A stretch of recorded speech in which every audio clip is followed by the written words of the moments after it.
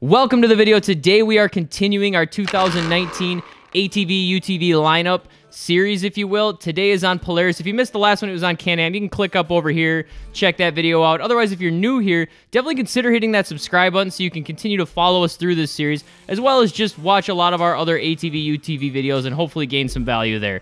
All right, so as we talk about the 2019 Polaris lineup, they really didn't have any significant changes that were just awe-inspiring or crazy, but definitely keep watching because there are two machines that I really want to talk about, more or less. And then the one thing to keep in mind too is they did just release the Turbo S not that long ago. I mean, that was in 2018, so that really was their big one, if you will. So with that, let's get started with the industry's best-selling utility side-by-side in the last 10 years. And that is not a sales pitch, that's actually a fact. And yes, I'm talking about the Polaris Ranger. The real excitement here is the Highlifter Edition. If you have not seen this thing, I mean, it is an awesome looking machine. There are some changes on the Ranger overall. For example, the 1000 XP, you can now get Ride Command installed as a package if you'd like. But again, the real point of discussion here is the Highlifter, okay? Now the Ranger Highlifter Edition is, I mean, this is, I'm not gonna lie, it's a sexy looking side by side. So let's start with probably my favorite part, and that's the snorkels in the back. I don't know why, but I find snorkels just,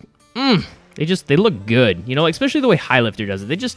They look good. So you've got these high-mounted snorkels in the back, and I did watch a video where they took this thing basically almost all the way up to these snorkels, and it kept chugging along. So again, that's that Highlifter model, right? I mean, the Highlifter, you can just bury these things, and they just keep running.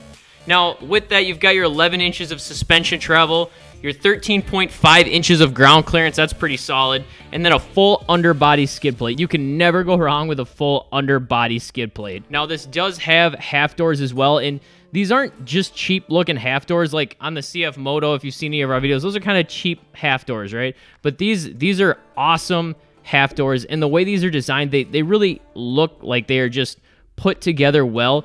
And what they did that I really like about it is they added a 1-inch space at the bottom of these. So all that water and mud, if you go too high, it will just drain right out. So instead of just waiting on those tiny little holes in your floorboard, now most of the water is just going to drain right out the bottom of the door. That is genius. I don't know why everybody's not doing that, but that is genius. By the way, when talking about the suspension and ground clearance, I should have also mentioned these 28-inch Outlaw 2 tires. Now, I was having a discussion with someone online, and I don't really know why they didn't do the Outlaw 3s, and that was kind of our question as well. My only assumption is maybe because the Outlaw 2s are, you know, the older models, so it's just easier to hand them out at a lower price. If you do know, definitely let us know down below, but either way, the Outlaw 2s are still phenomenal tires. Now, there is one more big thing I want to mention, but just know that this is not a full encompassing list, right? Like, there's a lot of smaller things that we could go on and talk about. For example, this thing has tons of storage. They've made better, more comfortable seats. It's got a 20% stronger driveline, stuff like that.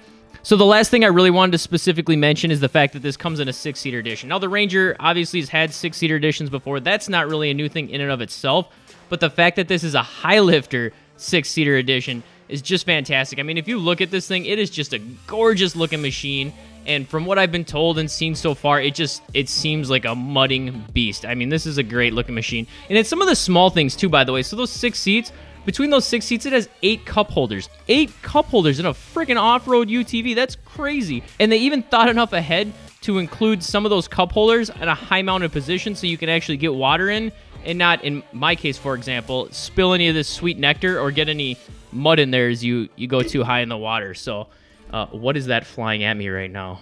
Anyway, still working on the studio down here. That's why it still looks like a dungeon. Moving on to the 2019 Polaris General. Not a lot to say about this one. They added some new wheels and colors. If you want them, you can get the Ride Command. I'm a little disappointed because to me, one of the most amazing UTVs you could make would be a Polaris General Highlifter. Just think about it.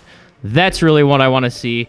I'm really hoping Polaris has that coming out soon because to me, that could be the ultimate UTV. So we'll find out, at least in the utility and mudding world. I mean, that just, oh man. All right, moving on. Let's just cover the Sportsman while we're at it because, again, 2019 Sportsman. Great machines, don't get me wrong. They're phenomenal. Just not a lot of changes, some colors, you know, different wheel options, stuff like that.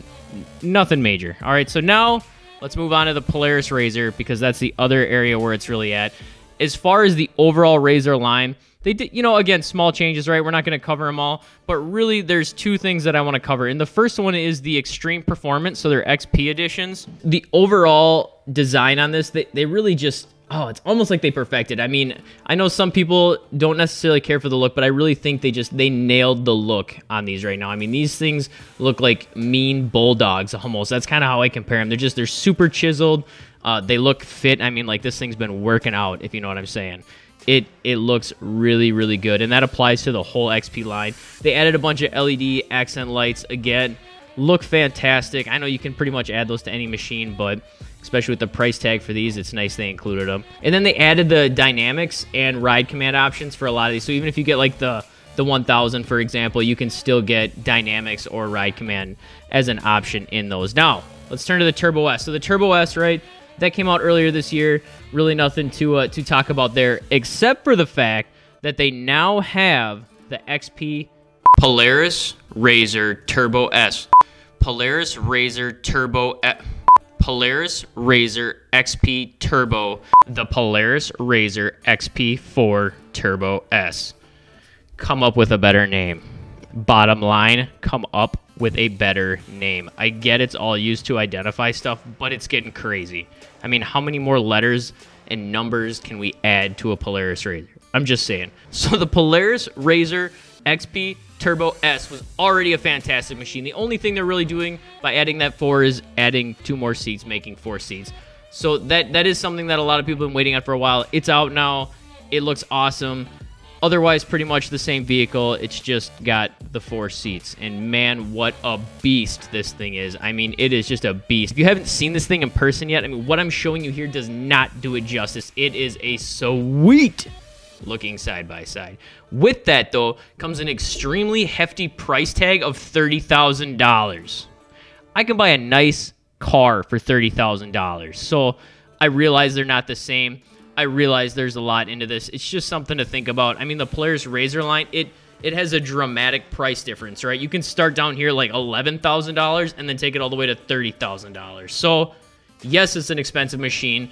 The nice thing is, for people that don't want to spend 30 grand, there are a lot of lower end RZRs that are still fantastic machines. But again, huge price tag. All right, so finally, the last thing that I'm really excited about with the RZR lineup is the special edition, and that's the XP Trails and Rocks. This thing, again, looks fantastic. I love the color design they went with on this one, and it looks like a beautiful machine. If I was going to go buy a new Polaris RZR right now, it would be hard for me not to buy this model. It's 1000cc, and it's pushing, I believe, 110 horsepower with 30-inch Pro Armor tires and B-Lock rims. Again, you can find that on some of the other RZRs as well. Now, where this one kind of caught me off guard a little bit is it has Walker Evans needle shocks. I've never used those, so if you have or you have any comment or input on those, definitely leave those comments down below because I'm really curious. I don't know much about them, to be honest, so that's something I'm going to have to look into as well. And the ground clearance on this one, 14 inches, so fantastic ground clearance. And then there are some other features as well, like 55% low gear. Am I saying that right? 55% low gear. Yeah, I'm saying that right. All right, so there's other things to it, but it's just overall an awesome looking rock crawling trail riding machine. So that's going to lead us to the question of the day. If you were going to pick a new machine from the 2019 Polaris lineup, Polaris Can-Am lovers, we're just talking about Polaris right now, which one would it be and why? Leave those comments down below. Subscribe if you haven't already. And I hope to see you on the trail. Thanks for watching.